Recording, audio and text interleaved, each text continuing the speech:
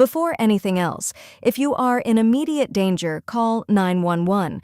If you need support or want to talk through your options, the National Domestic Violence Hotline is available at 1-800-799-7233, anytime, day or night. What follows is general information about a California court form, not a substitute for that kind of help.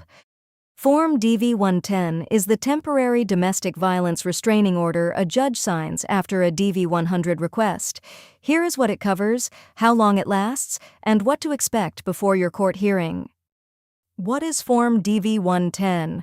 Form DV-110 is the California Judicial Council order titled Temporary Restraining Order, CLETS TRO. A judge issues it after reviewing a DV-100 request, generally the same day or very soon after filing, often without the restrained person present. DV-110 is meant to bridge the gap between the moment someone asks for protection and the full court hearing where both sides can be heard.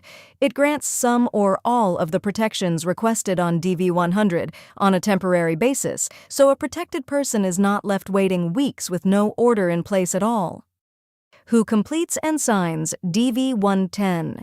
The judge, not the person requesting protection, completes and signs Form DV-110. The judge reviews the DV-100 request along with any supporting information and decides which of the requested protections to grant on a temporary basis. That said, understanding DV-110 still matters for the protected person. It tells you exactly what protections are currently in place, what the restrained person is and is not allowed to do, and what your responsibilities are before the hearing, including making sure the restrained person is formally served with a copy of both the order and the hearing paperwork. Orders a temporary restraining order can include. A DV-110 can include several categories of protection, depending on what was requested and what the judge finds appropriate based on the facts presented. Personal conduct orders, stay-away orders, move-out orders, temporary custody and visitation, and firearms restrictions. Personal conduct orders. These are the core of most temporary restraining orders.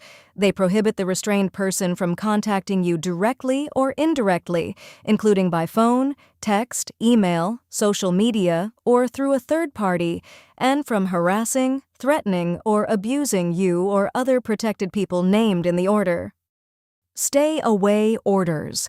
A stay-away order sets a specific distance, commonly measured in yards, that the restrained person must keep from you, your home, your job, your vehicle, and your children's school. These distances are meant to reduce the chance of an unplanned encounter while the case is pending. Move-out orders.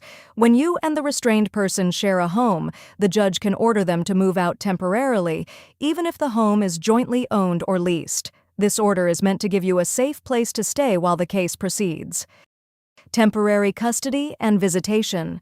If you share children with the restrained person, a DV-110 can set temporary custody with you and establish limited, supervised, or no visitation for the restrained person until the hearing. These arrangements are temporary by design and are revisited at the hearing. Firearms restrictions. When firearms restrictions apply, the restrained person is generally prohibited from owning, possessing, or attempting to purchase firearms or ammunition, and is required to turn in any firearms they already own according to the court's instructions for as long as the order is in effect. Key takeaway: a DV-110 only includes the protections a judge actually grants, which are based on what was requested on DV-100 and the facts presented. If you believe a protection is missing, a domestic violence advocate or self-help center can help you understand whether it can still be addressed before the hearing. How long a DV-110 lasts. A DV-110 is, by design, temporary.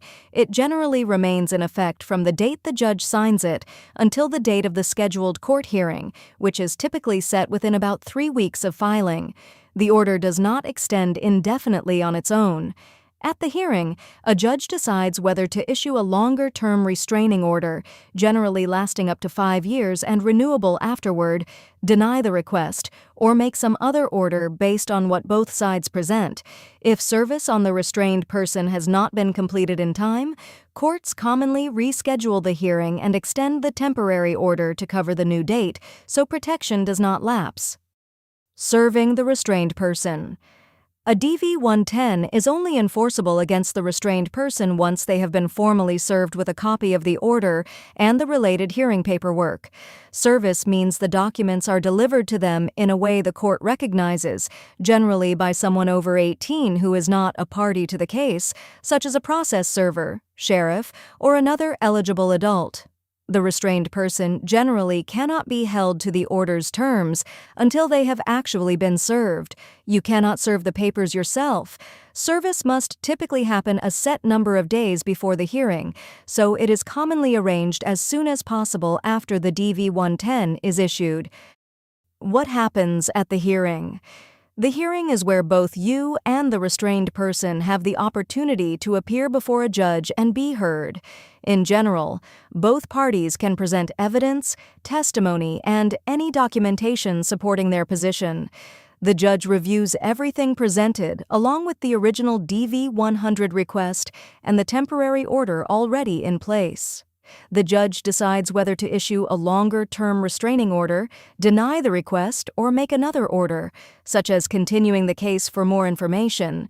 If a longer-term order is granted, it generally replaces the temporary DV-110 and can last up to 5 years, with the possibility of renewal later. Staying safe and prepared after filing.